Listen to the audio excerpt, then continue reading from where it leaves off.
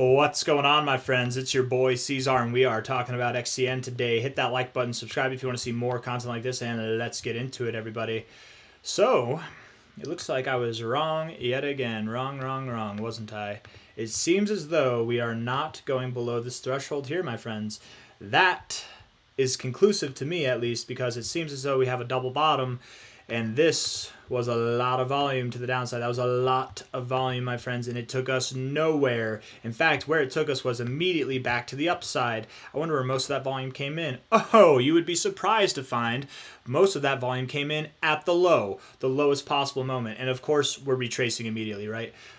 That's just how it happens, man. Somebody hit a massive sell order. They're trying to break through that buy order wall, and now that selling pressure's gone away, they thought that they sent it. They sent their Hail Mary. They thought that they'd break through this barrier and go lower. Now that those bears are out of the way, the bulls have an ease of movement to the way up, right? In moments like this, people are like, well, if there's a lot of volume here, but we didn't go down, would it make sense if we have low volume that we wouldn't continue to go up and we go lower? That's logical to a certain degree, but let me fix that frame of thought, okay? Think of it as like what I just said, okay? A bear or multiple bears or however you want to think of it, some group of money came in and had a lot of selling pressure here. The buy wall, the area of support, whether it was here throughout this whole candle, it was so immense that they could not break below lower lows. It was so immense that even with all this volume, more volume than we've seen on a 5-minute period than anything else down here, all that volume, it could not break below. That is a lot of selling pressure. Something like this with a closing body like that somebody placed a market order or a sell order and just sent a lot. They sold a lot, right? All the selling is gone now. There's nobody there that they shot their load. It didn't do anything. They shot their load, and now there's no selling pressure, so it's easier for the market makers to just move this thing back up with less money, because the person that wanted to sell, or the entity or the people that wanted to sell, they did it. They did it, so there's no more selling pressure. Now it's just buying pressure, and even if it's a little bit of buying pressure, the absence of that selling pressure allows the price to grow. At least that's how I make sense out of it. Who knows why things do what they do? We're just guessing here at the end of the day, but I mean that to me, I hope that makes sense to you. At least that makes sense to me of how it would operate. If we're looking at the price right at about 1.428 cents right now, you guys. Growing ever more confident as we look at this thing that we have found the low. I mean, I don't know about you, but that to me looks pretty damn convincing, pretty damn compelling argument right there. If we look at the low here, this relative low here to the relative high, that was right at the 1272. And generally speaking, my friends, this is how bullish it is, okay? Generally speaking, you hit the 1272 and you reject the 100, that's a very bearish setup, and you would absolutely, like statistically speaking, I'm talking 80% chance or more that you would go below this 1272 and likely progress your way down to the 1618. We just beat the odds. We beat the odds hard with a ton of sell pressure. We just beat the odds, you guys. They don't want the price to go down, right? Or maybe some people want the price to go down and they want to buy at cheaper prices, and that's exactly why it won't go down, because the people in charge, whoever they are, they're not allowing it. This double bottom off of the 1272 really puts the ball back in the bull's court, you guys. We get above the 886. We're now looking productive, because what we've done is we found a higher low on our fibs, or a double bottom at the very least on the same level, and then we're finding a higher high on the fibs too. Everything from here will likely be productive now, which means, yes, you guessed it, we're looking to break the downtrend. The long-awaited prophecy has been realized. It's nigh, my friends. The prophecy is nigh. We are really about to rally. I think it's happening.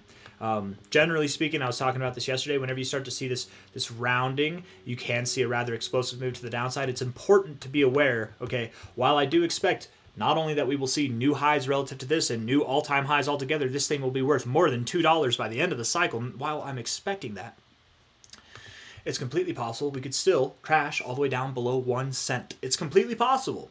If you don't accept that, if you don't think it's possible, if you're just focused on the sky and then we hit the ground, you're going to panic. You're going to need to get off this ride, right? I don't want that to happen. I want you to look at this as a prime buying opportunity. If you have no money to buy down here, you can feel bad about not buying down there, but at least you won't feel bad about selling at the worst absolute possible time to sell, right? I don't think this is going to happen. I'm very convinced now that we're going to move up, right? I think that was the low.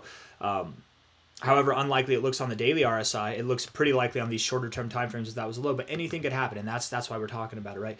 XCN, generally speaking, has found support in these areas, but also just looking at it, outside of XCN itself, just looking at a general chart, this kind of maneuver down, you would not expect to find support above the oversold zone. You only find support above the oversold zone in moments like this with a very bullish endeavor, right? Very bullish projects, and I think this thing is a very bullish project, at least in my opinion. From a low here to a high here, and if anyone's out there like, oh, you're just cherry picking, you want to say it's bullish, no, man. Like literally everything about this is super bullish. If you're getting overbought to the degree of a 96 and you can't get to the oversold zone, you're having a struggle getting to it, that's bullish. That's very bullish. If you are living in the oversold zone and you can't get into the overbought zone, you're struggling, that's bearish. Oh, I wonder what we were doing. Oh, we were moving down. You know, I'm not cherry picking. It's literally, that's the facts. It's 100%. If you don't know how to read the RSI, at least understand that, what I was just telling you. This is a bullish look. Anytime you get overbought and you find lows that are not oversold, you can very well expect you will see higher highs. You can very well expect that, inevitably, okay? Not only that, but in a very strong endeavor, a strong bullish move like this from a low to a high, it's extremely common to bounce right off the 382. With the first interaction of the 382, it's extremely common to go just below it, but in these very bullish cases, you can kind of null that need to go just below the 382. And to be completely fair, you did go just below it, to be completely fair. Null that opportunity and just bounce right off of it, right? Oftentimes it's these very strong moves that provide these very, very on point bounces at the 382, and that's what it looks like is happening now.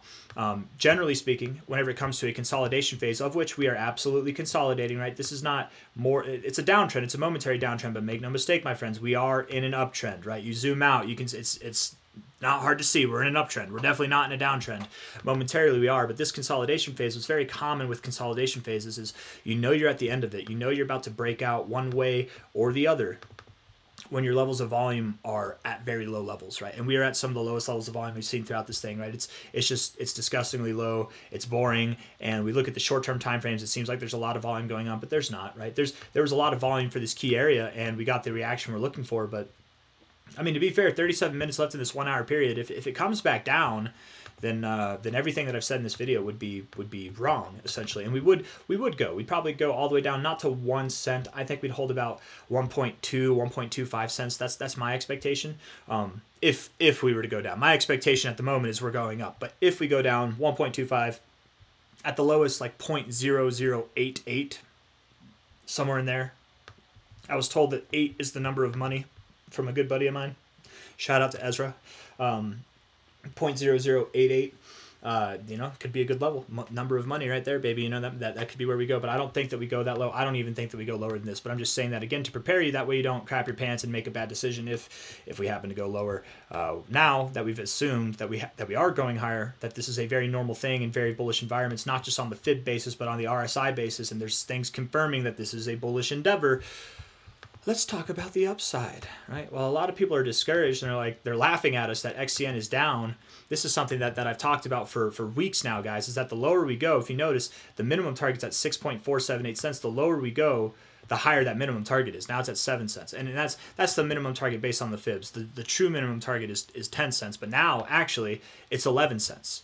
So, I mean, all the bears, all the yuppies, all the trolls, they can laugh it up, right, while the rest of the market's going down. I mean, what are you holding, right? There's one guy on here that was talking about this coin, Fox. He's probably still on here. You know, maybe we could have been friends, man, but you were talking about this so much, and I don't have a problem with anybody shilling cryptos, but I have a problem with you trying to dismantle anybody investing in a coin that I'm talking about just because you have a vendetta against it. This thing dropped 69% overall. XCN dropped like the same amount, guys. It dropped like just over 70%. You know what I mean? Like 72%. What's the big what leg do you have to stand on? Everything went down, man. And then I don't know if you guys noticed, but this coin here, from a low to a high, it moved up 269%, and that's really cute. That's really cute. We did 10 times that move, right? We did a lot more than that. We did a lot more than that in a lot less time. I'm just saying. No offense to Foxcoin. I actually was looking at this. I think it has a chance. I actually like the chart. It's down a lot. It reminds me of XCN, right? With this kind of down a lot maneuver, and then with moments like this, you're consolidating down here. You can rip through a lot because you have no areas of resistance. Not trying to talk about Foxcoin or show that there, but I guess I'm giving this guy a little bit of what he wants, right? Yeah, this thing could go up to 25 cents, 44 cents. We're at 3.8 cents now. A 10x move could very likely be on your way for this coin, absolutely. But this coin here, that a lot of us are holding since down here, if you've been following the channel or any of the other channels, shout out to Crypto Future or even Economic Ninja. You know, I know that there's some channels even besides those guys that have been talking about it. We're all sitting at over a 10x right now, or I guess I'm not technically over a 10x right now.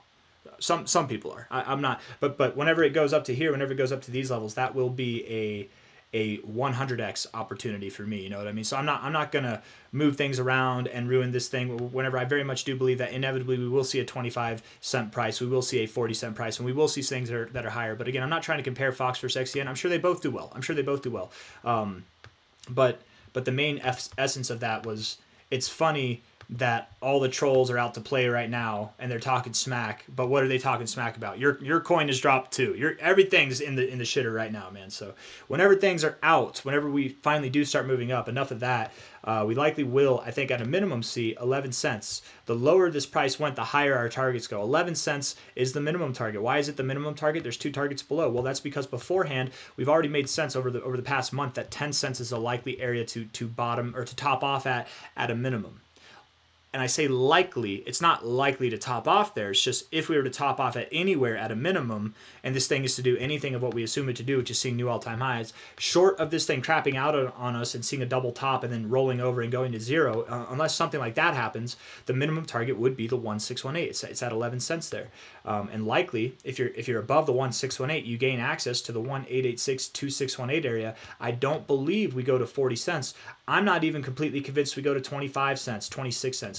But I do like the notion of going to 18 to 15 cents. I really do like that specifically. And it might not seem obvious on this chart, but if we go to XCN USD and you type in the overall all-time history chart here, the all-time high, you know, that's at about 18 cents. The 886, which on this fib perspective would be the next target, that's at about 10 cents as well. I fully expect that where we're going to stop is somewhere in this area. Likely, if we drew a line right in the middle of it, likely on the upper half of this area. That's my expectation. And we absolutely could go through 20 cents and even see 25 cents. The logic as to why I think it's going to be harder for us to get above 20 cents is because, you know, most people, if you bought XCN a year ago, 2 years ago, most people bought below or bought around 20 to 26, or sorry, 0.002 to 0.0026 or lower.